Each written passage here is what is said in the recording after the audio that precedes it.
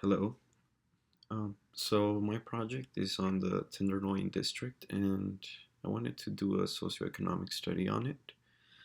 Before I jump in, I wanted just to give some history on the Tenderloin, a brief one. So the Tenderloin district has a rich history that dates back to the Gold Rush era. So it used to be an entertainment district for the old San Francisco, and in the 1900s, its entertainment industry started to change with jazz clubs, speakeasies, and gambling also incorporated. This was up to the 1950s, where this district was considered as a successful entertainment district. However, a void became about once the crackdown of these quasi legal businesses that were primarily parlors and gambling business pretty much shut down. After the 50s, there was also a film and theater industry collapse. So the infrastructure in the Tenderloin was being stripped in a way. Street configuration and access to cable cars was also a play in terms of like infrastructure being torn apart. So this void created an environment that welcomed uncertainty and violence. So homeless populations and drug abuse would soon abound the Tenderloin district. And in the 60s and 70s, what happened was that if it wasn't for the immigration population, there's a community that came about primarily like Vietnamese, um, Southeast Asians, along with other members of the community. They began to coalesce and make a affordable housing movement and as well create a planning coalition. Um, they managed to rezone the district to protect it from gentrification efforts, and this was in the late 70s and 80s. Now, the preservation of the single residency occupancy units, it's also critical in this district because it helps at-risk um, homeless population. Now, with the recent historic protections to maintain affordable housing, let's take a look at how the Tenderloin is doing socioeconomically and if there are any current forces that could affect this district in being known as an affordable neighborhood in San Francisco. Um, so, what I decided to do at first is I went to the San Francisco Open data and I just managed to get an internet active map of the neighborhoods around it. So I decided to shade the Tenderloin a specific color just to stand out. Um, if you browse through the map, you're able to get the names of the other neighborhoods. So this is just a little introduction just to get you situated where the Tenderloin is and the location that we'll be focusing on. Now I will go over 2017 ACS 5-year estimates, and it's just regarding the population that lives under the poverty level. Now it's very considerable. The mean, the average, is 28% compared to the San Francisco as a whole, which is 12. 20% is considerable. There are some census tracts within the Tenderloin that do go over the 28%, and um, I want after that I wanted to do like a spatial statistical view of it. So pretty much joining the census tracts with a shapefile. Um, Here we're able to see that there are census tracts within the Tenderloin that the poverty line pretty much is over. Let's see.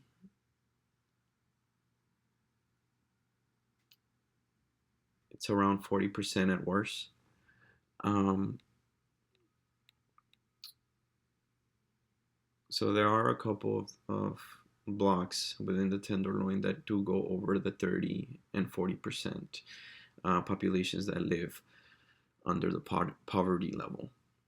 Um, so I decided to join both the Tenderloin and San Francisco as a whole, so you're able to see the disparities in terms of people living in under the poverty level compared to most of San Francisco. It definitely stands out.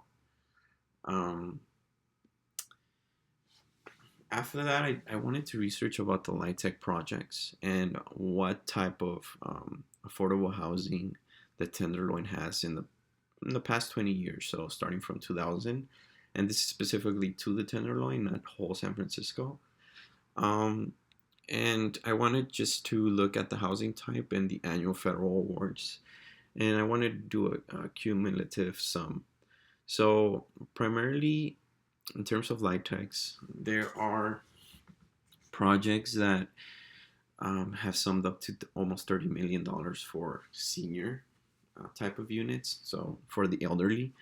And again, for the SROs units, it's also a considerable amount, almost 15 million from non-targeted, so it doesn't really have like a specific population. It's just affordable housing. In the last 20 years, there's almost been around 18 million. Um, it seems that most of the light tech funding is on the 4% level in terms of the annual federal award, in terms of the subsidies. Um, so I decided to do like a scatter plot here um, of pretty much the annual federal award um, and the type of tax credit funding. As well, I wanted to show it in a different light. So again, the biggest populations here that are getting the funding are seniors and then non-targeted.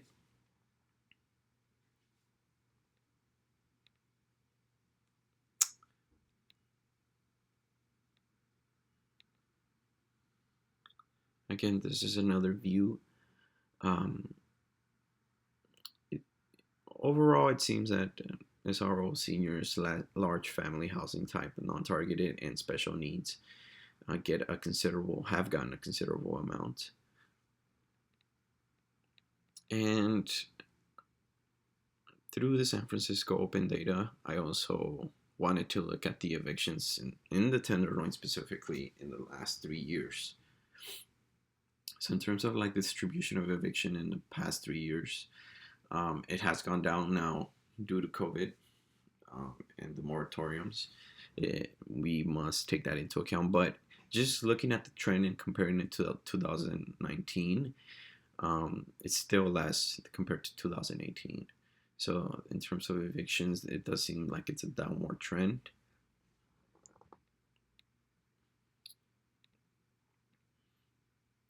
Now, it does say that the data say that the evictions has gone down, but I also wanted to do an interactive mapping based on the urban displacement project and their data to see how the Tenderloin is doing compared to other districts.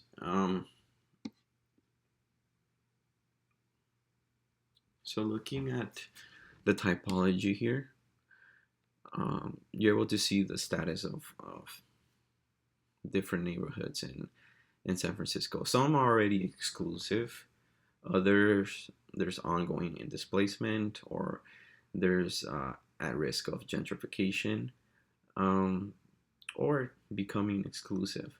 So if we see like the bordering side where it's close to the mission, there's there's neighborhoods where they're at risk of becoming exclusive. So gentrification must have taken place already. Now, just focusing on the Tenderloin, it does say that there's at risk of gentrification or early ongoing gentrification, and there are blocks where there's low-income communities that are susceptible to displacement because of this. So this is a pretty cool map, and as well I can zoom out and compare it to other parts of the Bay Area.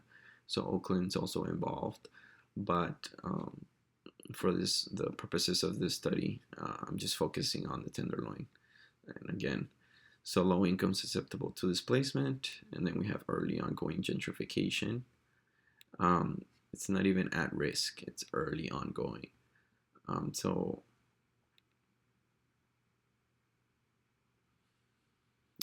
I asked myself, like what could be a factor in this. Now, San Francisco does have a neighborhood initiative, um, which is called Invest in Neighborhoods Initiative. And based on the data that I provided, and I created another map to see the corridor that they are investing in the Tenderloin, and it seems to complement the areas where are pretty much being gentrified, like Gary Street, and then we have Van Ness. Um,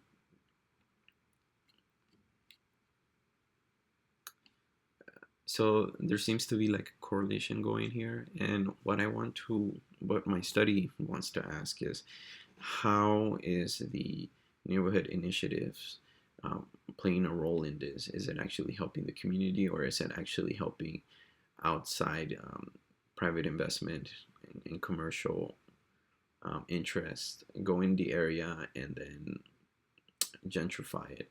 And is this playing a role in the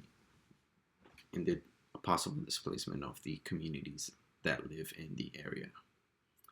So, so based on this data, it seems that the Tenderloin it's no longer uh,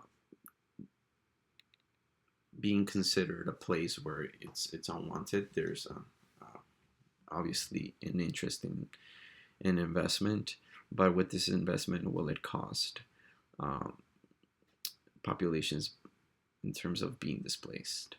And this is what my short project was about. Thank you so much.